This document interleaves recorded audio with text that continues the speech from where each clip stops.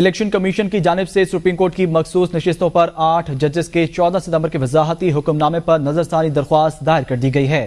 Election commission نے اضافی گزارشات supreme court میں جمع کراتے ہوئے استدعا کی ہے کہ فیصلے پر عمل درآمد روکا جائے۔ تفصیلات اس رپورٹ میں۔ تحریک انصاف کی مخصوص نشستوں کا معاملہ، الیکشن کمیشن نے مخصوص نشستوں پر سپریم کورٹ کی 14 ستمبر کی وضاحت پر نظر ثانی درخواست دائر کر دی۔ درخواست میں موقف اپنایا کہ عدالتی فیصلے پر تاخیر کا ذمہ دار الیکشن کمیشن نہیں۔ 12 جولائی کے فیصلے کی وضاحت کے لیے 25 جولائی کو درخواست دائر کی۔ سپریم کورٹ نے 14 ستمبر کو وضاحتی آرڈر جاری کیا۔ الیکشن کمیشن نے اضافی گزارشات سپریم کورٹ میں جمع کرا دی۔ موقف اپنایا کہ سپریم کورٹ کا مخصوص نشستوں کا فیصلہ مفروضوں پر مبنی ہے، تشریح کی آڑ میں آئین کو دوبارہ نہیں لکھا جا سکتا۔ سپریم کورٹ نے تفصیلی فیصلے میں اپنے 12 جولائی کے احکامات سے انحراف کیا۔ تفصیلی فیصلے میں سپریم کورٹ نے 41 ارکان کو تحریک انصاف تک محدود کر دیا۔ سپریم کورٹ نے آزاد ارکان کو مقررہ مدت کے بجائے 15 دن دے کر آئین کے الفاظ کو بدل دیا۔ الیکشن کمیشن نے کہا کہ آزاد ارکان حصوں نے اتحاد کونسل میں شمولیت کے بیان حلفی جمع کرائے۔ عدالتی فیصلے میں ارکان کے بیان حلفی کو مکمل نظر انداز کر دیا گیا۔ تحریک انصاف نے کسی فورم پر اپنے حق کا دعویٰ نہیں کیا۔ سپریم کورٹ کے فل کورٹ کا فیصلہ ہے، دعویٰ نہ کرنے والے کو ریلیف نہیں دیا جا سکتا۔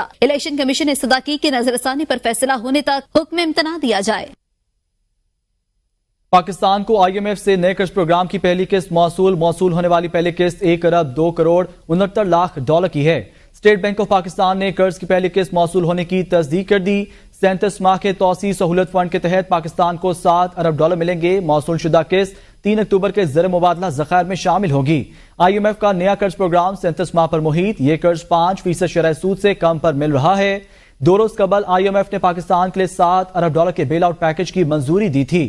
قرض پروگرام کے تحت پاکستان کو آئی ایم ایف کی شرائط پر عمل درآمد کرنا ہوگا۔ Chief of army staff general Asim موری نے کراچی کا دورہ کیا، جہاں انہیں آپریشنل تیاریوں اور فوج کی جانب سے کیے گئے اہم تربیتی اقدامات پر بریفنگ بھی دی گئی ہے۔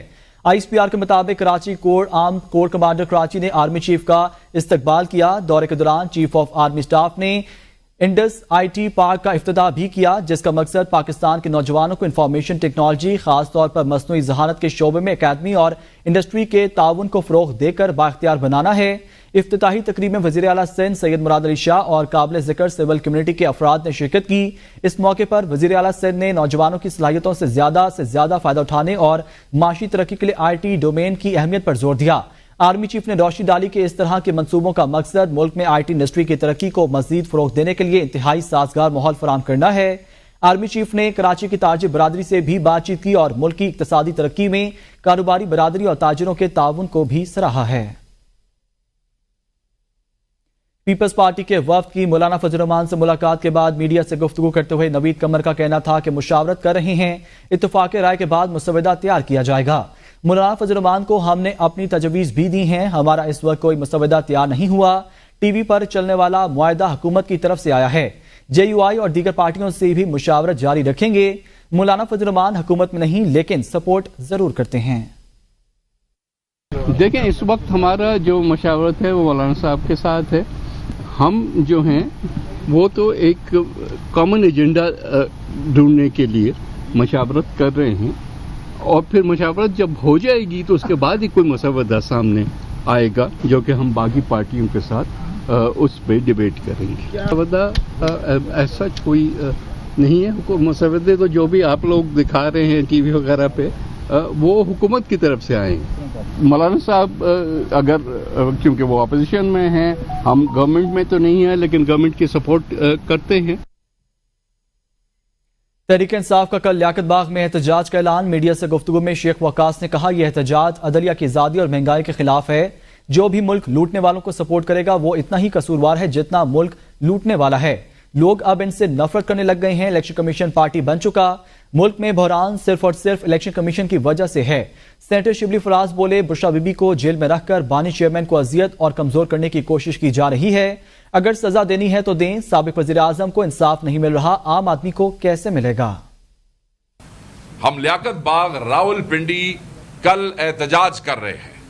وہ لوگ جو جعلی ووٹوں کی بنیاد پہ آتے ہیں، کٹ پتلیاں ہوتے ہیں، وہ عوام کی بالادستی کے تحفظ نہیں کر سکتے ہیں، اور ہر وہ کوشش ہم کریں گے جس سے پاکستان کے آئین کا تحفظ کریں گے اور ہم عدلیہ کے تحفظ کے لیے آخری حد تک جائیں گے۔ الیکشن کمیشن کا 8واں بے نتیجہ اجلاس مخصوص نشستوں کے حوالے سے نکلا ہے، اور میں یہ سمجھتا ہوں کہ آج جو انتشار ہے پاکستان کی سیاست میں، اس انتشار کا موجب بنیاد جو ہے وہ الیکشن کمیشن ہے.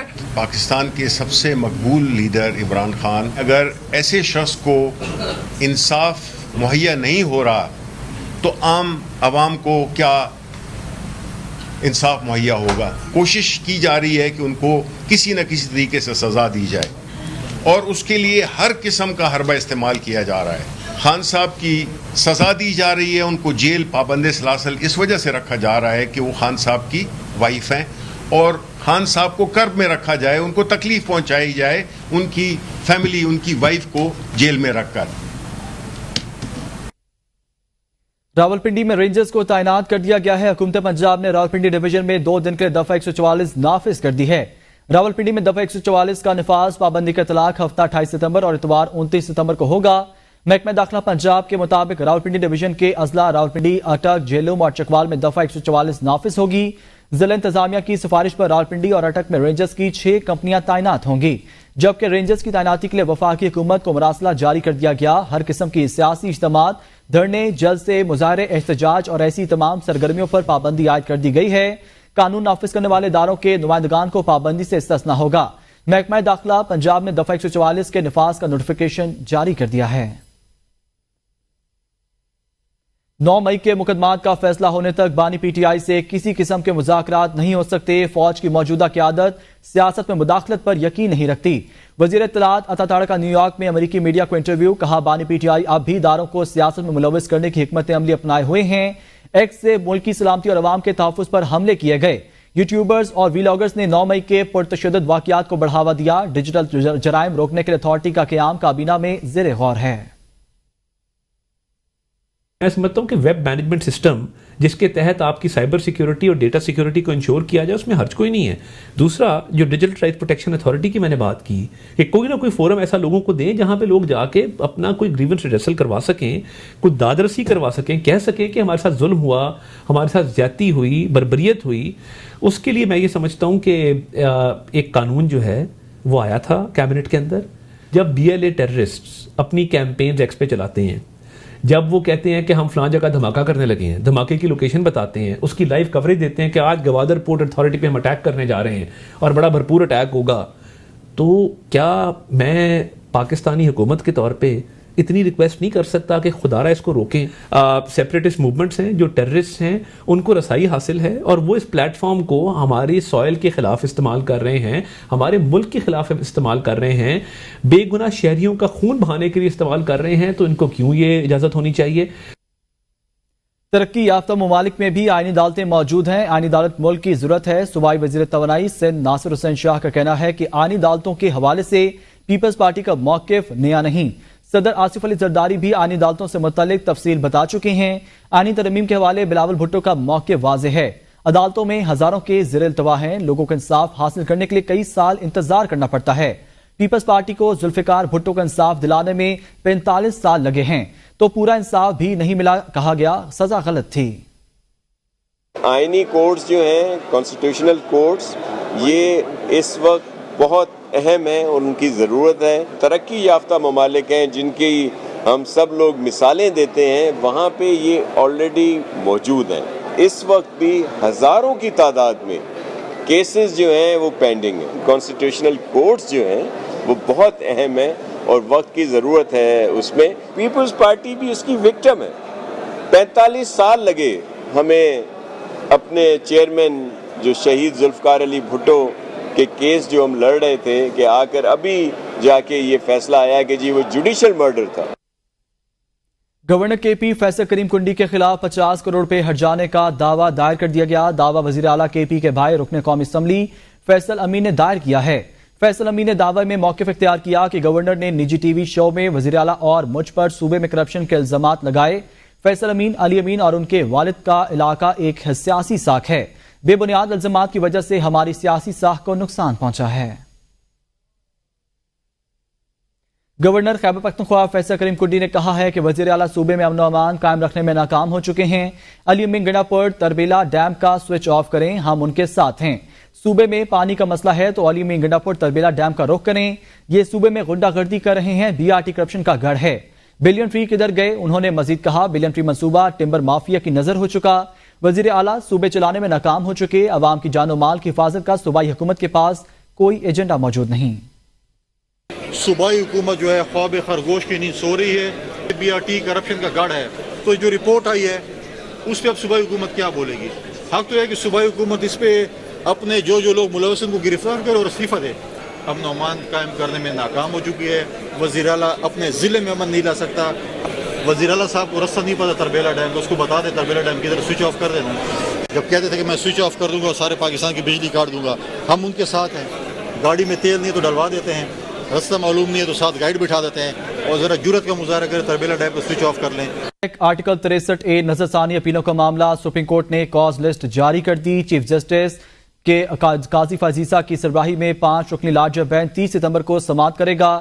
جسٹس منیب اختر، جسٹس امین الدین خان بینچ میں شامل، جسٹس جمال خان مندوخیل اور جسٹس مظہر عالم میاں خیل بھی لارجر بینچ کا حصہ ہیں۔ سماعت 30 ستمبر پیر کو 11:30 بجے ہوگی۔ لاہور ہائی کورٹ میں مخصوص نشستوں پر سپریم کورٹ کے فیصلے پر عمل درآمد کروانے کے لیے دائر درخواست پر سماعت، عدالت نے الیکشن کمیشن سمیت دیگر کو جواب جمع کروانے کا آخری موقع دے دیا ہے۔ جسٹس راہیل کامران شیخ نے شہری منیر احمد کی درخواست پر سماعت کی۔ درخواست میں موقف اپنایا گیا کہ سپریم کورٹ کے 8 رکنی ججز پر بھی فیصلہ آ چکا ہے، سپریم کورٹ کے فیصلے پر عمل درآمد نہیں کیا جا رہا۔ عدالت نے الیکشن کمیشن سمیت دیگر کو جواب جمع کروانے کا آخری موقع دیتے ہوئے سماعت 4 اکتوبر تک ملتوی کر دی ہے۔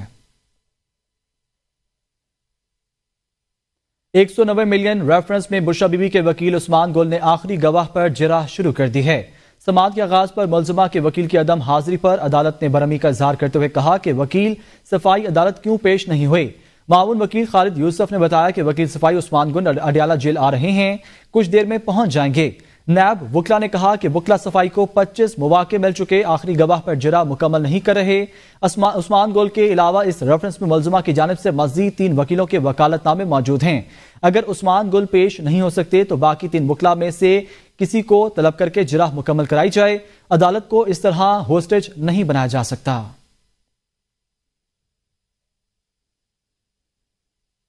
ڈاکٹر شاہ نواز قتل کیس 10 رکنی وکلا ٹیم کی جانب سے FIR درج کرانے کی درخواست جمع کرا دی گئی۔ درخواست میں 302 سمیت دہشتگردی ایکٹ اور دیگر دفعات شامل کی گئی ہیں۔ میرپور خاص کی تحصیل سندھڑی میں عمر کوٹ کے ڈاکٹر شاہ نواز کی ہلاکت کا کیس درج کرانے کے لیے ڈاکٹر شاہ نواز کے ورثاء اور 10 رکنی ٹیم سندھڑی تھانے پہنچی، جہاں وکلا ٹیم نے FIR کے لیے درخواست جمع کرا دی۔ اس موقع پر بیرسٹر اسد اللہ شاہ راشدی نے دیگر وکلا کے ہمراہ سندھڑی تھانے میں پریس کانفرنس کرتے ہوئے کہا کہ ڈاکٹر شاہ نواز کو پولیس کی تحویل میں لینے کے بعد قتل کیا گیا۔ 2022 میں قانون منظور ہوا کہ جوڈیشل کسٹڈی میں مارنے کی انکوائری FIA کرتی ہے۔ وکلا نے کہا کہ اس قتل میں وہ سب افراد شامل ہیں جنہوں نے سوشل میڈیا پر لوگوں کو اکسایا۔ ورثاء کی جانب سے اس کیس کی جوڈیشل انکوائری کا مطالبہ کیا جا رہا ہے۔ خیبر پختونخوا کابینہ نے IMF کی جانب سے پاکستان کے لیے پیکج کی منظوری کو خوش آئند قرار دے دیا۔ وزیر اعلیٰ KP علی گنڈاپور نے گزشتہ روز صوبائی کابینہ کا خصوصی اجلاس طلب کیا، جس میں نیشنل فزیکل پیکٹ کا شک وار جائزہ لیا گیا۔ مشیر خزانہ مزمل اسلم کے مطابق کابینہ نے بعض نکات پر تحفظات کا اظہار کرتے ہوئے وضاحت طلب کی۔ محکمہ خزانہ کو یہ تحفظات وفاقی حکومت کو بھیجنے کی ہدایت کی گئی۔ صوبائی تحفظات پر وفاقی حکومت کی وضاحت وزیر اعلیٰ KP کو پیش کی جائیں گی۔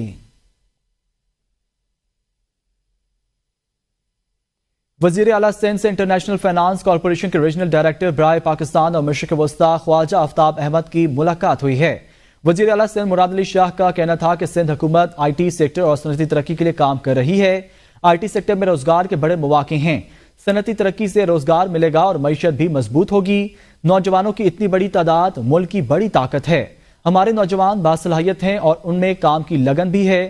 سندھ حکومت نے NED کراچی، IBA اور مہران یونیورسٹی میں 10,000 نوجوانوں کو IT سرٹیفکیشن کے کورسز شروع کیے ہیں۔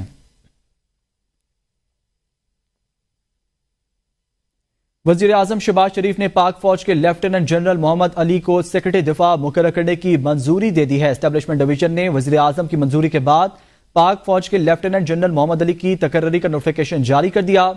وہ 1 اکتوبر کو اپنے نئے عہدے کا چارج لیں گے۔ ان کی تقرری 2 سال کے لیے کانٹریکٹ پر عمل میں لائی گئی ہے۔ موجودہ سیکرٹری دفاع اپنے عہدے کے میعاد ختم ہونے پر سبکدوش ہو چکے ہیں۔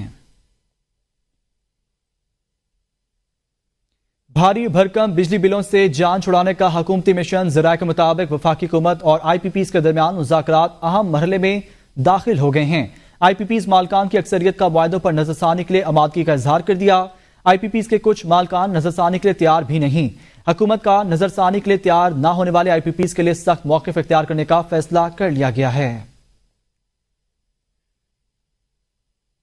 لاہور ہائی کورٹ نے سڑکوں پر کوڑا کرکٹ پھینکنے والوں کو بھاری جرمانہ کرنے کا حکم دیتے ہوئے سڑکوں پر لین کی خلاف ورزی کرنے والے شہریوں کے چلان کرنے کا حکم بھی دے دیا۔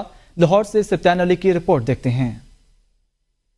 لاہور ہائی کورٹ کے جسٹس شاہد کریم نے اسموک کے تدارک کے لیے دائر درخواستوں پر سماعت کی۔ دوران سماعت جوڈیشل واٹر کمیشن نے بتایا کہ ٹوئٹر مارکیٹ میں مردہ مرغی کا گوشت فروخت کیا جا رہا ہے۔ یہ کسی ایکشن کے بعد ہی باز آئیں گے، جس پر ایل ڈی اے کے وکیل نے کہا کہ کل ہم نے ٹوئٹر مارکیٹ میں اس حوالے سے آپریشن کیا۔ ہماری کوشش ہے کہ ٹوئٹر مارکیٹ کی ایسوسی ایشن ہمارے ساتھ آن بورڈ آ جائے۔ مردہ مرغی کا گوشت فروخت کرنا قانوناً جرم ہے۔ دوران سماعت جسٹس شاہد کریم نے ریمارکس دیے کہ میں نے دیکھا کہ کچھ ریسٹورینٹس والے اپنا پانی بیچتے ہیں۔ جب تک وہ پانی پاکستان کے سٹینڈرڈ پر پورا نہ اترے اس کی اجازت نہیں دی جا سکتی۔ اس پر متعلقہ ادارے کو سوچنا ہوگا۔ آج 27 ستمبر سے آپ ٹیمپریچر دیکھ سکتے ہیں، یہ کلائمیٹ چینج ہے۔ عدالت نے کہا کہ اگر سڑکوں پر لائن کی پابندی ہوگی تو آدھی آلودگی ختم ہو جائے گی۔ عدالت نے سڑکوں پر کوڑا کرکٹ پھینکنے والوں کو بھاری جرمانے کا حکم دیتے ہوئے کارروائی ملتوی کر دی۔ سفتیان علی، ABN نیوز، لاہور۔